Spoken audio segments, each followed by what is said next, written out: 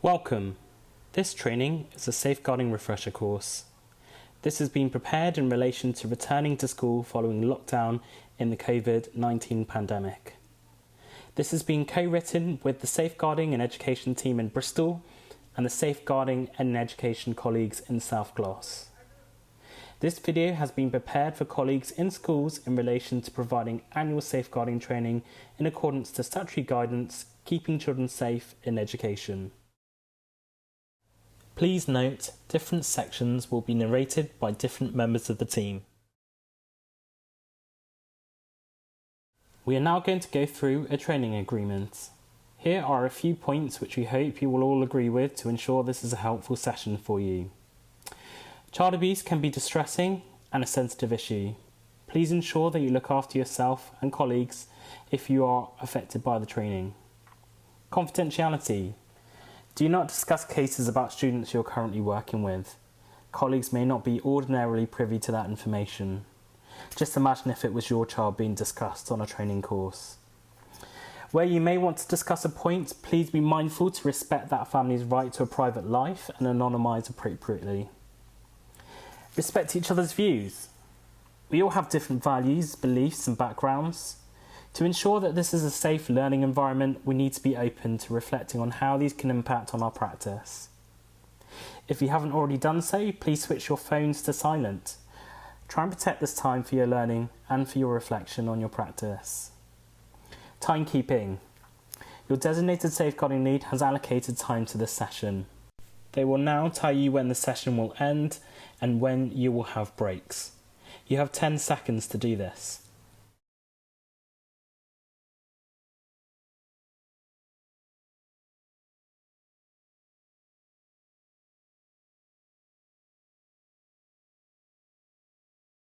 Did they do it? Or was that just an awkward silence? Please ask questions. No question is a silly one. This is your learning experience. Be brave. There may be other people around you who also are wanting to know the answer to that question, but are too worried to put the hand up and ask. Aims and objectives. Refresh your safeguarding knowledge. This is on the assumption many of you have already completed awareness training, often repeatedly year on year. As mentioned earlier, we have contextualised this training to reflect on the current climate of safeguarding during COVID-19. However, if you do require awareness level training, please speak to your DSL to arrange this. Updates on key changes in safeguarding. For those who have been working in schools for a number of years, you have probably become accustomed to all the changes in practice on an annual basis. Changes happen as we refine our practice from learning what does and doesn't work.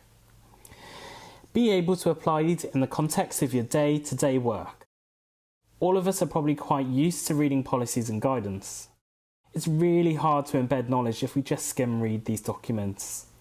This training will allow you to lift those words off the page and think about how it can shape your practice and daily interactions when working with real children and young people.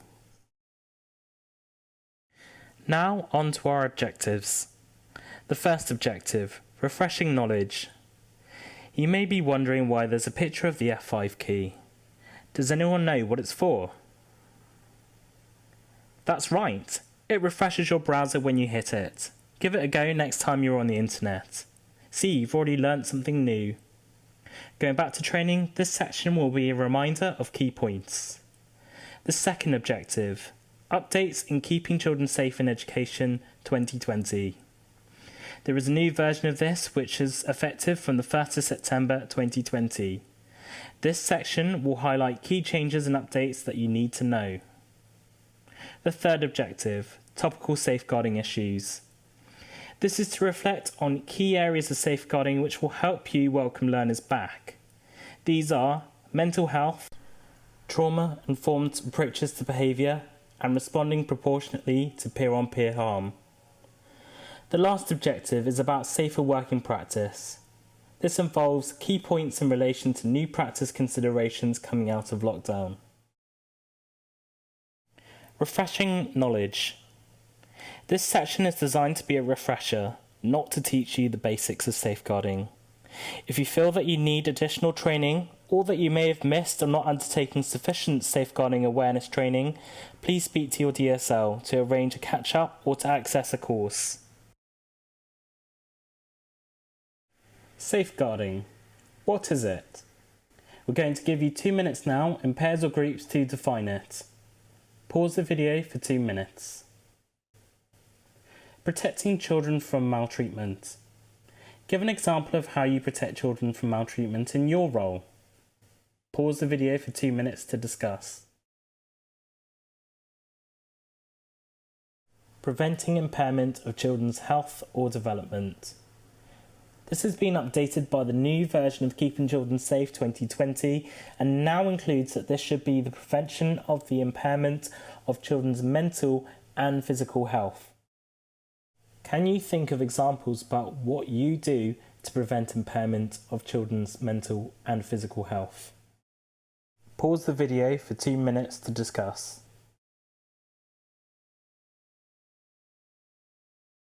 Colleagues often get these two definitions, protecting, preventing, but the next two aren't as obvious.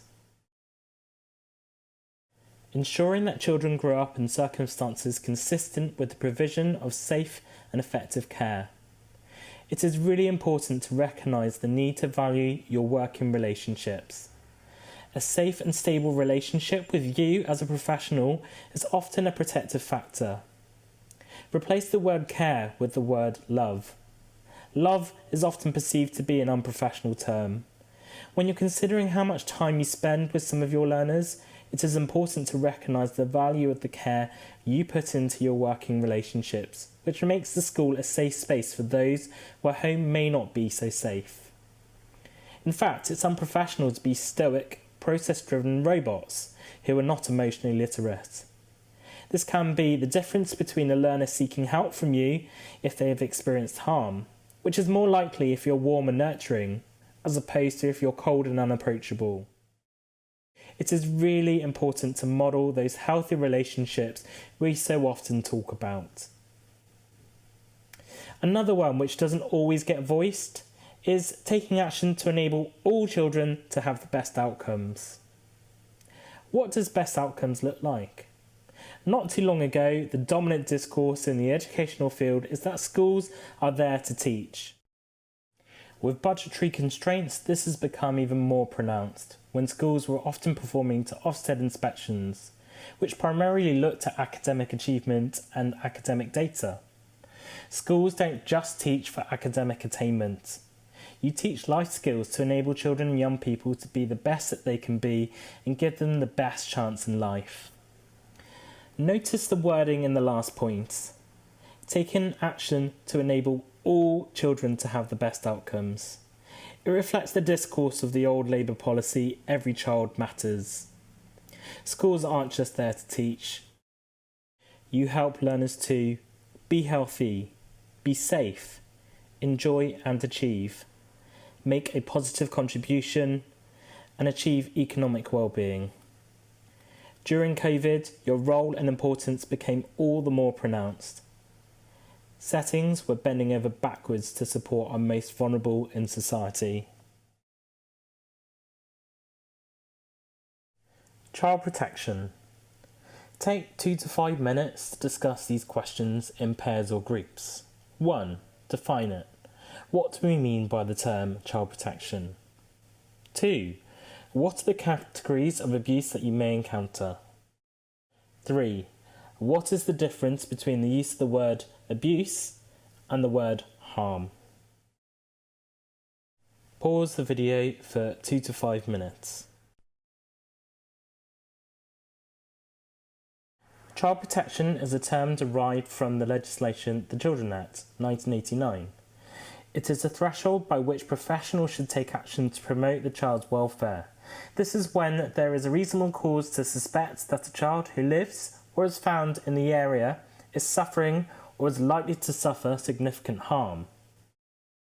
This is a threshold for which an assessment should take place by the local authority, usually by a qualified social worker, to determine what action should be taken to keep that child safe. Notice the wording in the red, is likely to suffer. It is important to recognise, even at this stage, it is preventative. We don't wait for the child to suffer significant harm before we take action. 2. What are the categories of abuse that you may encounter? Pause for 1 minute for feedback from your previous discussions. There are 4 categories of abuse for child protection. These are neglect, emotional, sexual, and physical. You have probably had a lot of training on these already. These are the categories in which a child protection plan is made where a child or young person are made subject to once they have been identified as suffering or being at risk of suffering significant harm. You can only pick one of them. These are quite generalised terms. They're often only there for bureaucratic reasons to collect data. Using such terms can pigeonhole a child's experiences and often lead to professionals to miss the child's other experiences. For example, if a child was experiencing child sexual exploitation and is under the category of sexual abuse, they might be experiencing neglect in lack of supervision, emotional harm in terms of being groomed, or physical harm in terms of being trafficked to an unsafe area. Moving on to the last question. What is the difference between the use of the word abuse and the word harm? Pause for 1 minute to get feedback from the earlier discussion. If you were a parent and you did a Freedom of Information request on your child's safeguarding file and you read that your child was at risk of abuse rather than harm, how would you feel? The term abuse is quite emotive and judgmental. It is not neutral and can imply intent and blame. It often reflects on the act. If you're working with families, it is important to try and consider how this might be received by them. Often it can come across accusatory. Harm is a more child-focused term, and it will help the parent focus on the experiences of the child. It may help frame interventions in a more solution-focused way to support parents to reduce the risk of harm the child may be experiencing. There is a time and place for different terminology. Don't be a professional who burns your bridges with a parent or carer by a poor choice of words being used. Often using the wrong language can be a barrier to your working relationship.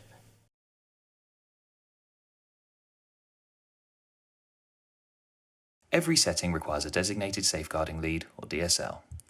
Historically, they were known as child protection officers. However, this did not fully describe their role. As we have discussed, the breadth of what is considered safeguarding is about prevention, protection, effective care, and achieving best outcomes. It is not just preventing significant harm, which is specifically the definition of child protection. So, who is the designated safeguarding lead and who are the deputies in your setting, and what do they do? Take 2 to 5 minutes to consider these questions and feedback your responses.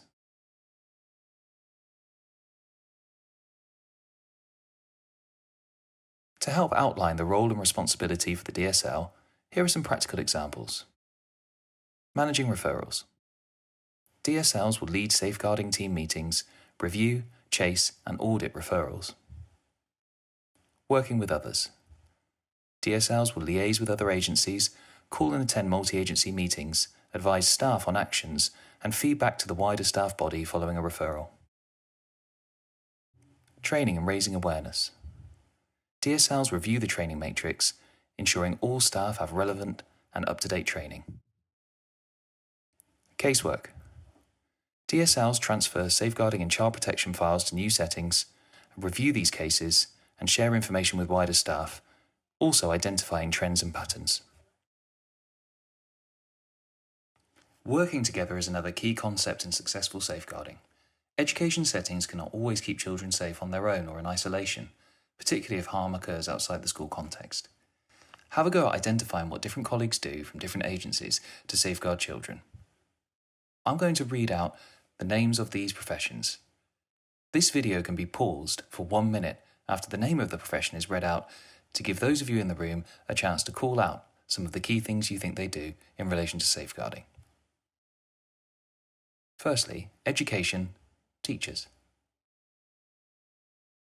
Suggested answers could include identifying vulnerability and monitoring progress, raising concerns about attendance, behaviour, attainment, disclosures, taking registers, having unique relationships with pupils, the policies that you have in place, understanding peer relationships, the use of pupil premium money, securing the school site, the welfare and pastoral support that's provided, teaching about safeguarding, and provision on the curriculum through RSE and PSHE.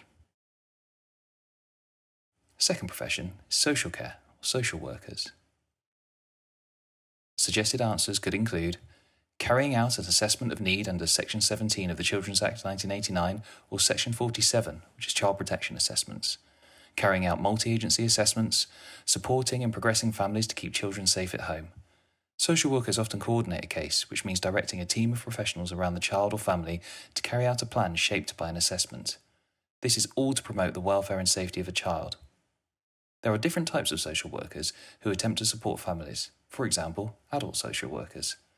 Social workers are not always there to take children away, and this is really important for us to understand. Family support workers. Suggested answers could include many different types of support workers who work in different organisations such as children's centres, families in focus, schools, nurseries, and social work units. Family support workers tend to do direct work with parents around developing parenting skills and helping them make improvements around the care of the child. This could be around routines and managing behaviour. The police and police community support officers. Suggested answers could have included police are often the eyes and ears of what's going on in the community. You can be working directly with or based within an educational setting, responding to concerns around crime and criminality, and also working together with other agencies to prevent this from happening if vulnerability is identified. Police can teach around criminality in schools and help out with bullying and harassment issues, and also offer support to tackle antisocial behaviour. If there are significant concerns, police can utilise their powers of police protection to remove a child to a place of safety. Health. There are many suggested answers here that could have included the school nurse, who carries out health assessments and support those with additional medical needs through their healthcare plans. They can also support with mental health needs and link with the GPs and paediatricians. School nurses often work with children over the age of 5. Health visitors, often the only professionals who see children under the age of 5, weigh, measure children and help out with development. They will do what a school nurse will do, but for under 5s. Community paediatricians. They progress medical assessments of learning needs as well as medical needs where a diagnosis needs to be undertaken. These doctors are often specialists in their field, and they will often be the colleagues carrying out medical examinations in child protection processes. GPs. They provide general health advice to children and families and will often oversee the medical records for individuals. They can often be the referrer into more specialist health and mental health interventions such as CAMS and counselling. Family courts and CAFCAS. Some suggested answers here could have included for family courts, making judgment around care arrangements to cases brought by the local authority where a parent is unable to care for a child, or can be done via private proceedings where the parents are in an acrimonious relationship or do not agree as to the custody or contact arrangements for their children. CAFCAS, who are the Child and Family Court Advisory and Support Service, are there to advocate for the voice of the child, and they may well come into school to facilitate this. First response for Bristol and access and response for South Gloucestershire. Suggested answers here could have included these are the front door of the local authorities who receive referrals where you want a social worker assessment or targeted support, early help.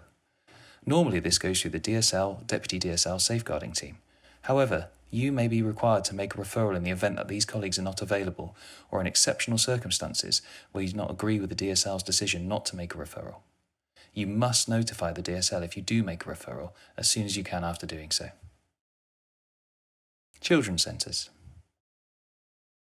Suggested answers here could have included these children's centres are part of the legacy of Every Child Matters, to give every child the same start in life. These are organisations who provide targeted support to children and families under the age of 5. It could be playgroups, family interventions, specialist groups, and also programs such as the Freedom Programme for those who have experienced domestic abuse.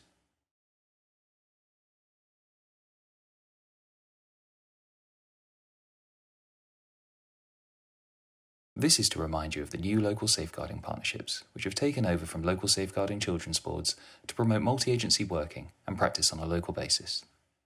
This came as a recommendation from the Serious Case Review of Victoria Climbié. The three statutory partners, the local authority, the NHS Clinical Commissioning Group, and the local police force, have joint responsibilities to support the safeguarding arrangements within a local authority. This means that they have to resource financially and make joint decisions. All education settings, including yours, are relevant agencies within that partnership. Each agency has a part to play in safeguarding the children within the local authority. In Bristol, we have the Keeping Bristol Safe partnership, which includes adults, children, and the community. In South Gloucestershire, we have the Safeguarding Children's Board, which still reflects exclusive duties from the local Safeguarding Children's Board. The local safeguarding partnership has a statutory duty to carry out a serious case review after a child dies or is seriously injured and abuse or neglect is thought to be involved. It looks at lessons that can help prevent similar incidents from happening in the future. Under new arrangements, serious case reviews are now referred to as child safeguarding practice reviews. Their purpose is the same. The reviews aim to look at what happened in cases and why, and identify actions to drive improvements in the prevention of death, serious injury, or harm to children. Here are some common learning points from serious case reviews, which are found in Keeping Children Safe in Education 2018 Part 1. The idea is that all professionals learn from this, not just the designated safeguarding lead and deputies. This is in keeping with the ethos that safeguarding is everyone's business. Now, depending on the size of your group, you may wish to split into smaller groups and just take a couple of points each. Take about 5 minutes to consider these points of learning and think, what examples can you come up with to help illustrate the following points, and how might they look in your own setting or a similar education setting? Feedback can then be taken once you have had a chance to consider these points and come up with your answers.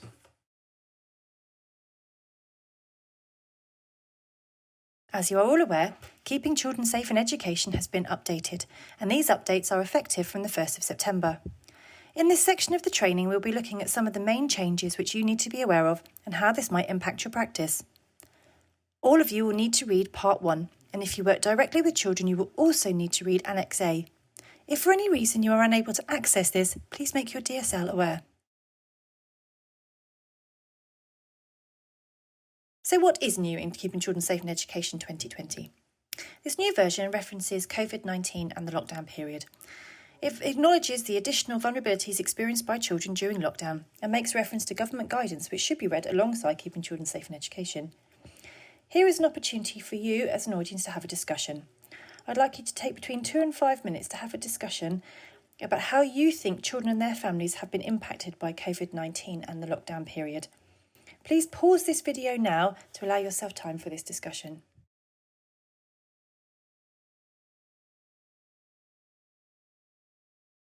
Mental health. The new version of Keeping Children Safe in Education has a clear emphasis on mental health.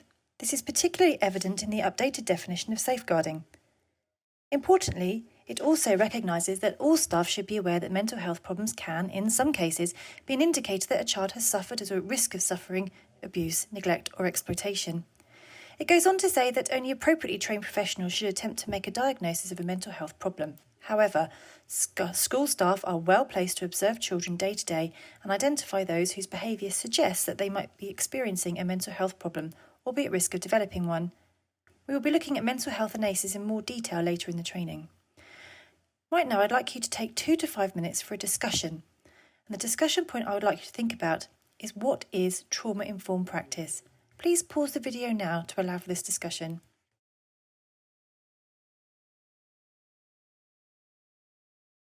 So what is trauma-informed practice? A trauma-informed approach is led by an understanding that adverse and traumatic experiences will make a lasting impact on a young person. Responses to behaviour focus on understanding what has happened for the child and what support can be put in place that is sensitive to the wider context in a person's life.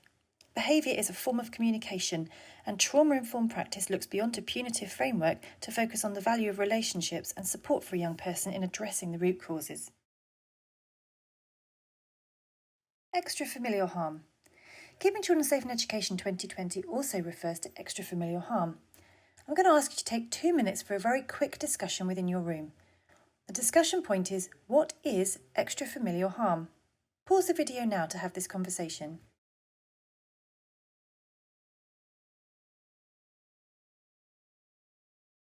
What is extra-familial harm? This refers to the harm children and young people can experience outside the family home. The context of this harm could be school, within their peer group, in the neighbourhood, or online. Part of understanding extra-familial harm is understanding what exploitation looks like.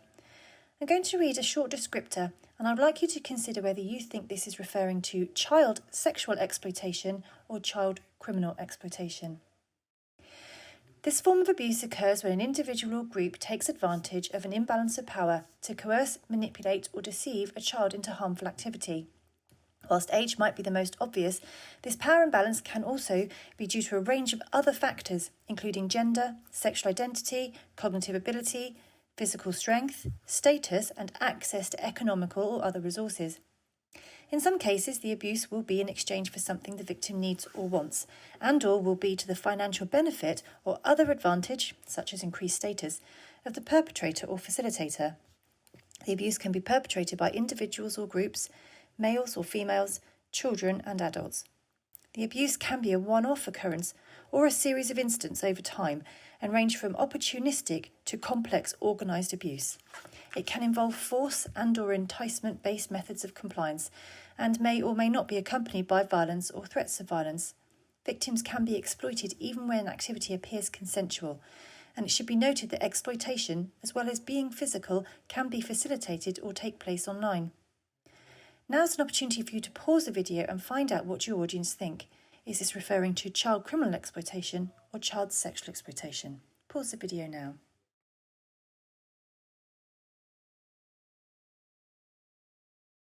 The answer can be found in paragraph 30 of the new version of Keeping Children Safe in Education. That paragraph is referring to both child sexual exploitation and child criminal exploitation. As we've worked through this slide, you may have been thinking about how some of these points are already managed within your setting.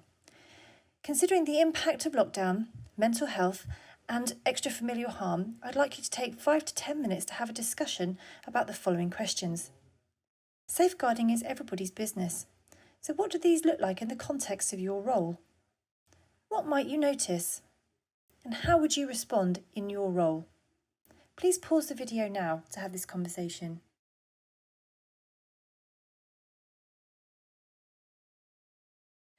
Anti-discriminatory practice. The Black Lives Matter campaign has been well publicised over the lockdown period. Bristol in particular came under the international spotlight following the removal of Colston's statue. On the screen you can see the Runnymede School Report and the Lammy Review. The Lammy Review was commissioned by David Cameron to look at the disproportionate numbers of minority ethnic people who are charged, tried and punished. It quotes, despite making up just 14% of the population, BAME women make up to 25% of prisoners, while 40% of young people in custody are from BAME backgrounds. If our prison population reflected the makeup of England and Wales, we would have over 9,000 fewer people in prison. And there is a greater disproportionality in the number of black people in prison here than in the United States. There is no single explanation for the disproportionate representation of BAME groups, and the report makes 35 recommendations in total. A large focus is on the need for fair treatment at every stage, including tackling the narrative about BAM people associating with gangs and the need to focus on criminals who provide them with the weapons to use and the drugs to sell. There is a need for increased trust in the system to support the way offenders plead and the responsibilities of communities to help reduce reoffending rates. The Runnymede School Report covers race, education and inequality in contemporary Britain and was commissioned and produced in acknowledgement of the inequalities in education that exist on the basis of race and ethnicity at every stage of a child's educational journey. The report is a collection of papers that explore the diverse and complex contemporary contexts and challenges regarding race and education, from fundamental British values to initial teacher training. The report considers the recent transformation and diversification of the school system and the trend from narrowing the curriculum and how these factors may further exacerbate issues of racial stereotyping and discrimination. For all who work in the sector, this report helps with understanding the role of education in addressing and challenging racial and ethnic inequality in Britain today. I'm going to give you an opportunity now to have a discussion. I'd like you to take 5 minutes to discuss the 2 questions on the screen. How will Black Lives Matter shape your practice? And what does intersectionality mean? Pause the video now to have this discussion. Intersectionality is a way of understanding social relation by examining intersecting forms of discrimination. This means that many different forms of oppression, such as racism, ageism, and sexism, may be present at the same time in a person's life. Intersectionality is about understanding how all of these things might be influencing a single person or a group's well-being. Intersectionality means that we must listen to others, we must examine our own privileges, and we need to ask questions about who may be excluded or adversely affected by our work. There is a video on YouTube commissioned by Professor Peter Hopkins which you may find useful to broaden your understanding of intersectionality.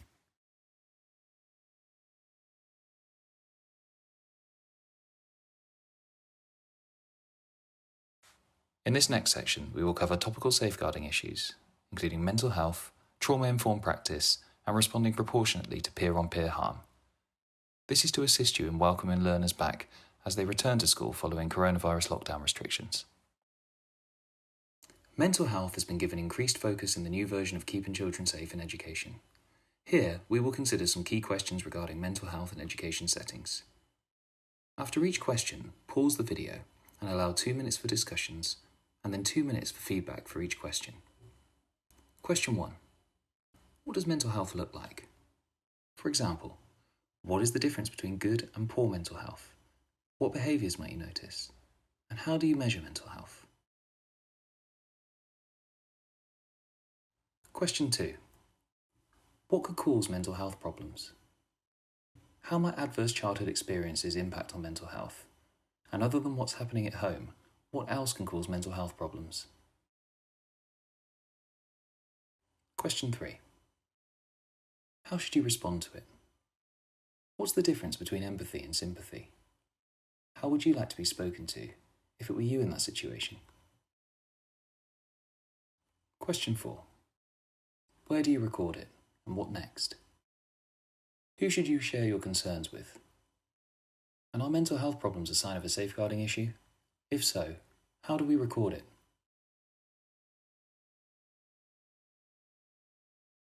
Mental health is an important safeguarding issue, and it will be useful for us to think about how we frame our conversations with children and young people so that we best support them. Here are a few questions to get us thinking. After each question, pause the video for 1 to 2 minutes and take feedback. Question 1. How can we provide a space for learners to explore their feelings? Allowing learners a private space and opportunity to explore their feelings without feeling rushed or hurried is very important. They may not be able to put their feelings into words and may need to write things down. Question 2. How might you explain confidentiality to a young person when discussing their mental health? It is important that the young person has a full understanding of what information can remain private and what may need to be passed on if you have a concern for their safety. Question 3. What does TED stand for, and why is it important?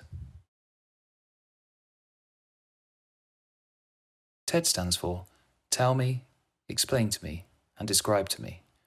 These are open question prompts that avoid you influencing the young person's response. So, what questions might you use to engage young people in an open conversation? Pause the video and take 1 to 2 minutes for suggested questions you might use in this situation.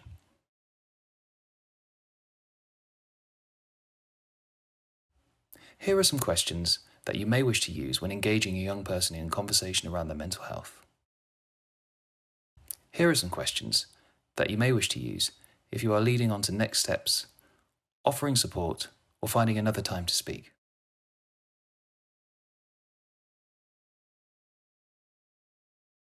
Signs of Safety is a social work approach that is widely used to support professionals working directly with children and young people. It is a strengths-based approach to child protection, promoting the building of partnerships with parents and children when tackling child abuse. It allows all participants a voice and the ability to clearly map out their situation and what needs to happen next. The tools can be used by any professional to promote the safety and welfare of children and can be adapted to assist with conversations around well-being and checking in with students when they return back to school. These resources can be adapted using 3 houses or wizard and fairy templates for use with younger learners. To complete a signs of safety approach, everyone involved can scale their worries from 0 to 10, with 0 being an extreme concern for a child's safety and 10 being safe. This approach is taken in child protection conferences, but can also be used in any other setting alongside the signs of safety framework. If completing this with a family or young person, it is vital that they have the opportunity to give their opinion and scale their worries. Trauma-informed approaches to behaviour. We're going to move on and consider some of the ideas we touched on earlier in more detail. We've already thought about what it is to be trauma-informed. This really hinges around the idea that behaviour is communication. While responding to the immediate behaviour, for example, a child throwing a chair in a classroom or a child who has not completed their homework for the 3rd week running, in responding to those behaviours, we must seek to understand what is the reason for this behaviour, what is the child feeling at this time, and what experiences led the child to respond in this way. What doesn't work? Research has found that restrictive interventions such as suspensions and exclusions, restraint or seclusion and isolation are actually emotionally harmful and traumatised learners who have experienced harm. Research has also shown that trauma exposure is higher than average among young people with a range of developmental difficulties and disabilities such as conduct disorder, ADHD, autistic spectrum disorder and learning disabilities.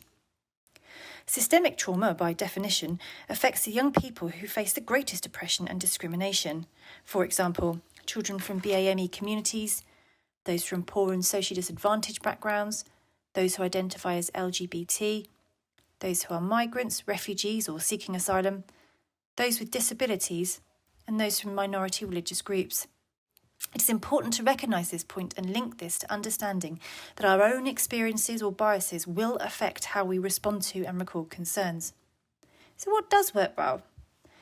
Well, positive behavioural support. This is person-centred, carried out for the benefit of the individual, and does not use punishment, and it is transparent and honest. Social and emotional learning, school climate, and benevolent childhood experiences. Look at the picture of the bulb of garlic with an orange segment in it. This represents the idea that you can fit somewhere, but you don't always belong. Sometimes this is in relation to having rules put in place, but reasonable adjustments are not made, and the impact of this over the course of a child's life could be significant. An example of this might be a child who has dark skin and is always given plasters that are made to match the colour of white or Caucasian skin. The message over time is subtle, but a detrimental one.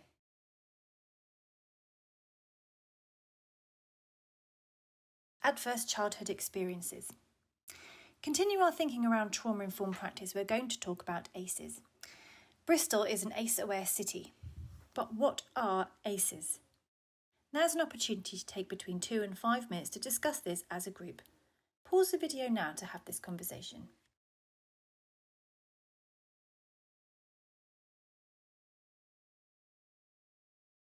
Adverse childhood experiences are traumatic events occurring before the age of 18. ACEs include all types of abuse and neglect, as well as parental mental illness, substance misuse, divorce, incarceration and domestic abuse. Keeping Children Safe in Education names Operation Encompass as an important mechanism to help schools better identify children who may be experiencing trauma. Operation Encompass operates in the majority of police forces across England. It helps police and schools work together to provide emotional and practical help to children. The system ensures that when police are called to an incident of domestic abuse, where there are children in the household who have experienced the domestic incident, the police will inform the key adult or the DSL in the school. Avon and Somerset Police are not formally signed up to Operation Encompass, but we do have their own arrangements in place. Take 2 to 5 minutes to discuss what interventions you can provide to support pupils who may have experienced ACEs. Pause the video now to have that discussion.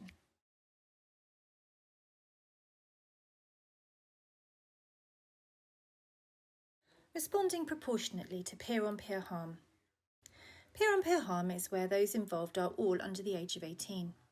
This can include, but is not limited to, bullying, physical abuse, sexual violence, sexual harassment, including upskirting, sexting or youth-produced sexual imagery, and initiation and hazing type rituals. Hazing is an initiational behaviour that involves humiliation, harassment or abuse. Here are some tips. Mind your language. Be neutral and factual and avoid language like the perpetrator and victim. Banter. Don't be permissive by ignoring it. The culture within your setting is key to safeguarding. It may seem a small point, but it can very quickly develop into something harmful. And challenge discrimination with everyone in your setting's community. Be clear about what is acceptable and what is not. You are all advocates for the school ethos. Now, take 2 to 5 minutes to discuss this question. What makes children and young people vulnerable to peer-on-peer harm? Pause the video now to have this conversation. In order to respond proportionately, we need to understand the drivers behind behaviour. To do this, we will look at a representation of Haslow's hierarchy of need, which most of you will be familiar with. This is a psychological theory comprising of a 5-tier model of human needs, often depicted as a hierarchical levels within a pyramid. Needs lower down the pyramid must be satisfied before individuals can attend to needs higher up. From the bottom of the pyramid upward, the needs are broadly grouped as physiological, safety, love and belonging, esteem, and then self-actualisation. Sometimes the vulnerability you have identified is due to an unmet need. The behaviour is the communication, and the communication is that of an unmet need. So will your response make the vulnerability worse? If you are sanctioning through isolation or fixed-term exclusions, you need to consider what the impact might be. It is possible that, unintentionally, our interventions can exacerbate the previous experiences our children have had. For example, a child who experiences poor emotional care may be feeling insecure and is behaving in a way that hurts others physically, in an attempt to impress or ingratiate themselves with other children. The sanction for hurting is isolation, and isolating them therefore is compounding the insecurity and replicating elements of poor emotional care. We need then to consider, do our responses advocate a risk management or a risk-averse approach? Often managing risk takes a lot of resource in time, patience and energy. Risk-averse approaches tend to pass the buck. They push responsibility of change onto another setting or other professionals or back onto the child who may not be resilient or know how to make changes. Safeguarding is everybody's business, and it can start by simply showing compassion and empathy when responding to a peer-on-peer incident. We are now going to focus on safer working practice. We will cover areas around professional relationships, working safely with technology, harms tests and whistleblowing, and really importantly, staff well-being. Professional relationships and boundaries. Maintaining personal, professional and protective boundaries is imperative when working in a school. We're going to talk through 12 tips to help you navigate this topic, and these are taken from an article in the SecEd 2016 by Sarah Morgan. Safeguarding pupils and protecting yourself from risk of an allegation is always a key priority. You will all know that the pupils you teach and support each and every day come from a range of backgrounds. They may have experienced complex home lives, various types of parenting, and sometimes confused social expectations and boundary settings, and this can inevitably bring professional challenges. Boundary holding does not mean that your relationship should be cold and detached. You can and should offer authentic warmth to support and build professional relationships with pupils and their families without placing them or yourself at risk. So let's look at duty of care. The Education Act of 2002 imposes very clear duties to provide acceptable levels of care and to protect children and young people from all reasonably foreseeable risk of harm or injury. Duty of care refers to the responsibility of those staff members employed within a position of trust to provide pupils with adequate levels of protection against harm and to safeguard their welfare at all times. What constitutes reasonable and acceptable care in any given case will be determined objectively by the court and will depend upon the circumstances of each case. The standard of care expected from a school is understandably extremely high. So what do we mean when we talk about shared and agreed boundaries? The teacher-pupil relationship is not equal. Teachers and all educational professionals are in a huge, unique position of trust, care, responsibility, authority and influence with their pupils. This means that there's always going to be an inherent power of imbalance within your teacher-pupil dynamic. With this in mind, you may wish to explore the following suggestions openly and reflectively within your school. The examples are given as a guide and by no means exhaustive. You may wish to add to the listings provided as you collectively explore and reflect upon the boundaries within your own school. Appropriate language is always something really to be mindful of. You can and should develop good, strong, trusting relationships with the pupils that you teach, but always remembering you're not friends with them. On this basis, always be thoughtful about the language that you might be using. So what should you think of avoiding? Avoid the use of inappropriate names or terms of endearment. Avoid inappropriate conversations or inquiries of a sexual nature. Avoid being disrespectful or discriminatory towards young people based on their perceived or their actual sexual orientation.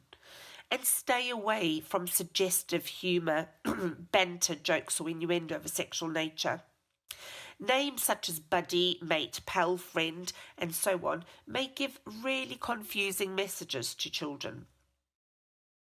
So, information sharing.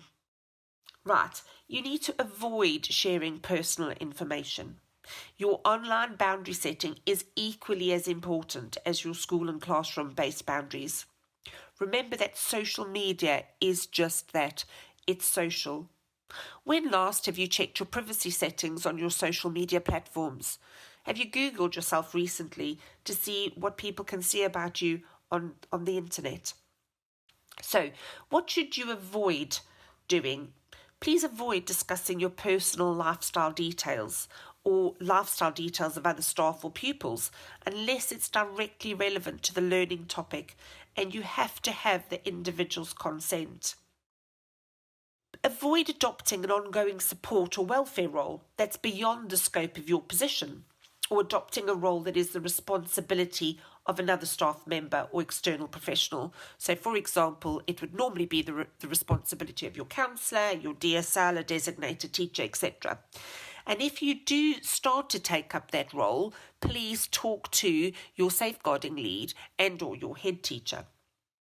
Avoid photographing or audio recording or filming pupils via any medium without getting permission beforehand from a member of your leadership team and also parental consent. Avoid failing to intervene in sexual harassment of pupils. It's so important that you don't just walk past seeing something in a corridor because, I've just had a really busy day and I can't be bothered to deal with the fallout from that. Reminding yourself that every behaviour that you just walk past and ignore to a pupil may well be saying that teacher thinks that's acceptable behaviour. Avoid uploading or publishing still or moving images or recordings of pupils to any location without, again, parental and leadership consent. Moving on to personal space. Please respect the personal space and privacy of all pupils at all times. Remember that children can read different interpretations into our actions. It's also very easy for these situations to escalate if we're not being sensitive and proactively challenging and managing boundaries. The exception to this will always be related to safeguarding and safe management of risk. So what should you avoid? Avoid unwarranted or unwanted touching of a pupil, whether that's personally or with objects. So that's whether you touch them with your hand or you tap them with a book, pencil, ruler, etc. Avoid initiating or permitting or requesting inappropriate or unnecessary physical contact with a pupil. For example, hugs, kisses, tickling, play fighting, or facilitating situations unnecessarily which result in close physical contact. So, work and home. Work and home, or your personal and professional lives, should be held separately. Remaining in role at all times minimises the likelihood of false or unfounded allegations and ensures that professional codes of conduct are adhered to. So what should you avoid? Avoid inviting or allowing pupils to attend your own home. Please avoid attending a pupil's home or their social gathering unless it's for a very clear purpose and this has been discussed with a member of your leadership team. Avoid allowing pupils access to a staff member's personal internet location or your personal devices. So no matter how well you might get on with a pupil, please do not join them on their Facebook site or, for example, let them follow you. Do not enter changing rooms or toilets which are occupied by pupils without supervision. So if you're needing to go into a toilet to check if a student's all right, always cover yourself and protect yourself and the pupil and get someone else to go with you. Avoid transporting a pupil unaccompanied or without prior permission in your own vehicle. And avoid one-to-one tutoring, mentoring or coaching of pupils without the prior agreement of the head teacher. So now we're going to look at giving personal gifts or special favours. Please avoid singling out the same pupil for special duties or responsibilities all the time. This leads to really mixed messages to other pupils. Also, overnight or weekend or holiday care's respite to parents without the knowledge of a head teacher is not acceptable. There might be very unusual situations where this needs to happen. However, this will always need to be with consent from your head teacher. Be careful not to collude with pupils. Be aware that pupils and young people can easily draw adults into conversations and situations. We should always remain within the boundaries of our professional role. This is really, really important. Modelling behaviour is, I think, one of the most important things and lessons for a young person to learn. We need to challenge anti-discriminatory laughs and language and jokes. We need to be role models to the pupils that we work with. And it's so important that we promote and respect difference. We also have a responsibility to challenge negative ideas, assumptions, behaviour and language whenever it occurs. This is how children will learn new ways of thinking about themselves and others. And confidentiality is always an important one, and I think we're all really good at keeping those important documents confidential and locked away. However, it's about also remembering that if you are talking about a pupil or a family, that you're not doing that in a corridor.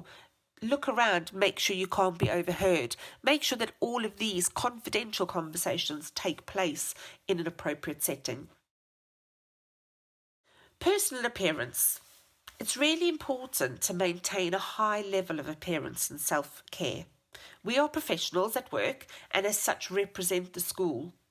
You are modelling self-respect, your core values, expectations and consistent approaches. It's really important and has a big impact on a young person. Gifts, loaning and borrowing. Avoid giving pupils gifts and lending or borrowing items.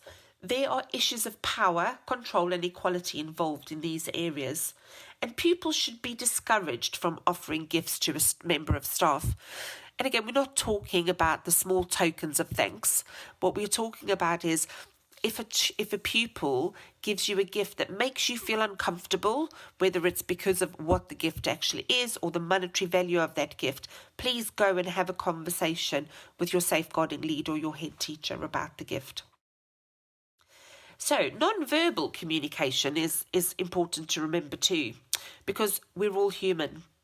Our moods and feelings affect our thinking and, most importantly, our communication. And this is also true of our non-verbal communication, our body language, our eye contact and our facial expressions. And this can have a huge impact on our interactions with pupils and colleagues. We are all human, as I said, and we may have things going on in our lives at work or at home that will affect our mood, our attitude, our judgment, our emotional presentation, and possibly even our demeanour. As professionals, we must learn to separate these issues when we're working directly with pupils. Our personal issues are not problems for pupils to be party to, and they should be protected from unhelpful exposure to our personal or our emotional difficulties. So let's look at working safely with technology. We've got 2 scenarios for you. After each scenario, please pause and take some time to talk amongst yourselves about how you would turn this practice that we talk about in the scenario into actual safe practice. So in scenario 1, during a planned virtual live-streamed lesson delivered to a class of learners on Microsoft Teams, a learner gets slapped around the head by their parent over lying about their homework. They continue to argue. You ask them for their number to check that they're okay after the lesson. Please pause now to discuss. Okay, welcome back. So, I'm sure you've had lots of time to talk about what would be good practice and what from the scenario is not that great. Please remember that under no circumstances should you be taking the personal phone number of a student. This can put them at risk, as you may well not know what's going on in the family home. It also could put yourself at risk, as we all know that contacting students on their personal numbers is not best practice. Your role is to report what you've seen and heard to your DSL. They will then decide on the best course of action to follow up, and they may well ask you to support them in this if you have a good professional relationship with this pupil and their family. Okay, scenario 2. A colleague has their mobile phone out on their desk in the classroom.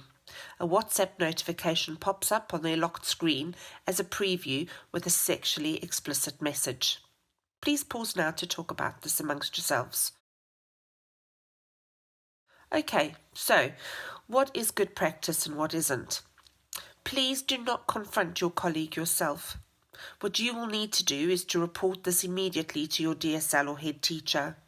Please follow this up then with a written and signed account of what you've seen. Your DSL or head teacher will then discuss this incident with the staff member and with their local authority designated officer. What's really important to remember, if you are ever concerned around safe practice with technology and you're not sure if what you've seen is something to be concerned about, there's never a harm in going and having that conversation with your DSL or head teacher. Please remember that you can always be the person adding that last piece of the puzzle to a big picture of some concern that has already been raised.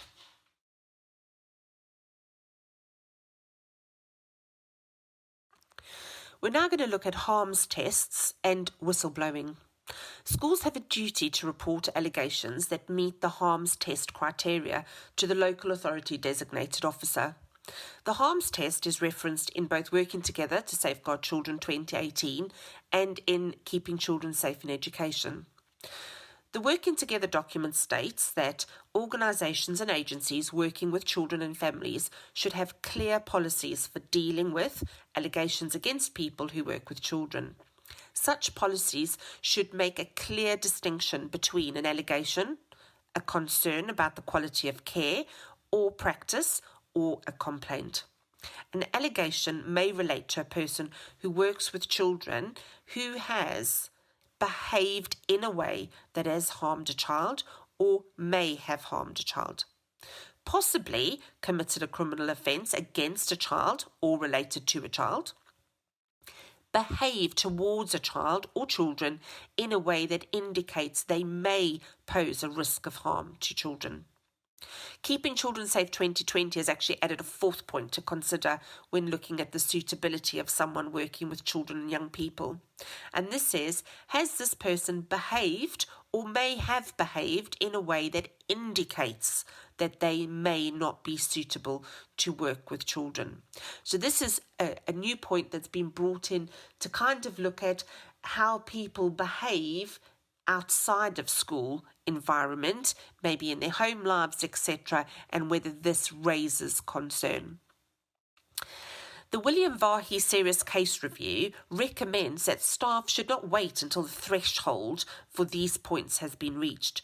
Within weeks of starting at South Bank International School, William Vahi was displaying behaviours which were later found to be part of a pattern of grooming and ultimately sexual abuse. As these behaviours were displayed early on, they became normalised, resulting in him being able to hide in plain sight. Staff must report concerns, even if they think it's something about nothing. As the head teacher, your chair of governors, may well already have received other concerns about that member of staff, and this could just be another piece of a puzzle around a pattern of behaviour. It's always important to share concerns, as you never want to be that person who later down the line thinks, oh, I wish I had told somebody about that. It's important that we also know and are really clear about the whistleblowing policy and how to whistleblow and what whistleblowing is. Whistleblowing is when somebody raises a concern about a dangerous or illegal activity or any wrongdoing within their organisation. Sharing information or talking through a concern can be the first step to helping a child or young person stay safe. All concerns should be reported to your DSL or your head teacher. Or if the concern is about your head teacher, then this needs to be reported directly to your chair of governors. If you're unable to contact them, or you feel, actually, my concern's not been taken very seriously, then you must contact your own local authority designated officer, or you can contact the NSPCC whistleblowing helpline. Please don't leave it till it's too late. So now we're going to talk about looking after yourself. It's so important to look after yourself. We often forget this and focus more on trying to look after everybody else. The Little Book of Wins is a great resource to use and record how you are feeling and what you are doing to look after yourself. Not recognising the impact of your own stress and the impact this has on your ability might well even impact on the way you record in this booklet. We spend time talking to children and young people about well-being and the 5 ways to well-being, but how often do we turn that around and focus it on our own lives? We need to connect with people. People need people and friends and families and neighbours, whether they're near or far, because connecting with people is key to our happiness. I'm sure we've all learnt more about that during COVID and lockdown, where we really missed that interaction with people. So let's learn to treasure that now even more and make an effort to have those connections. We all need to learn more. We're not talking about academically learning something new. It's about doing a puzzle, reading a book, learn a language, try a new recipe. Whether it's doing something you already enjoy or trying something new, this can really add to your sense of satisfaction. Be active, go for a walk or cycle if you can, when it's safe to do so. Go in the garden, exercise, stretch, dance, sing. Who knows, you might even find something new that you really enjoy doing. Notice things. Pause. Take a breath. Be mindful. Appreciate what's going on around you in the present. What moments of joy can we savour today? Maybe when you go for your walk, whether it's back to your car or, go for a walk with your dog after work today, maybe just take in what's actually going on around you. Leave your phone at home for a change and just really enjoy being one with nature. I always find giving a really important part of the 5 ways to well-being, and really interesting how not only are you adding to the well-being of somebody else when you give, whether it's your time or a call or a thing, you give something, but what's really important is it makes them happy, but actually it makes you feel good for having done that. And I think that's so easy for us to forget. It's about thinking about what can I do to make myself feel better, manage better. So think about, who do you talk to in school if you're struggling or stressed? Have you got a go-to person? Who are you talking to outside of school? Make sure that you are talking to other people if you're not managing. And maybe talk amongst yourselves. Have you got any messages for your senior leadership team around what's working really well in your educational setting that's helping to promote your well-being? And are there other areas that need to be looked at which could support all of you as a whole staff to encourage well-being?